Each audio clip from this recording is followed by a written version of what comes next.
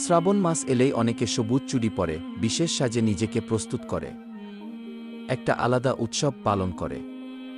কিন্তু প্রশ্ন হল, এই সাজসজ্জা কি ইসলামের কোনো আমল?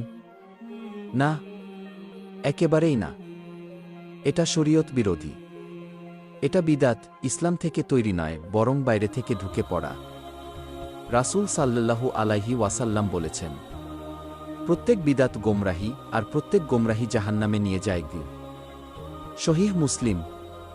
যারা এই চুড়ির সাজে অংশ নিচ্ছে, তারা মূলত অমুসলিমদের সংস্কৃতি অনুকরণ করছে, আর একে বলা হয় তাশাব্বুহ। রাসূল সাল্লাল্লাহু আলাইহি ওয়াসাল্লাম হুঁশিয়ারি দিয়েছেন, যে যে জাতির অনুকরণ করে সে তাদেরই একজন। আবু দাউদ। তাশাব্বুহ করা হারাম, বিদাত করা হারাম। আর যদি কেউ এই সাজসজ্জা ও আমলের মাধ্যমে বরকত আশা করে, মানত করে, বিশ্বাস করে, তাহলে সেটা শিরক পর্যন্ত পৌঁছাতে পারে। এইরকম সাজসজ্জা ইসলাম শেখায় না। এটা কুরআন, সুন্নাহ, সাহাবাদের থেকে প্রমাণিত না। মুসলিম হিসেবে আমাদের আছে ঈদুল ফিতর, ঈদুল আজহা। আর আমাদের সাজসজ্জা হবে শরীয়তের ভিতরে, হায়া ও তাকওয়ার সাথে। সবুজ চুড়ি নয়, বরং সবুজ আমল হোক আমাদের পরিচয়।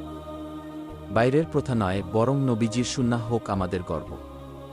আজকে বিদাতকে ফ্যাশন ভাবলে, কাল তা শিরক হয়ে দাঁড়াবে। সতর্ক হও।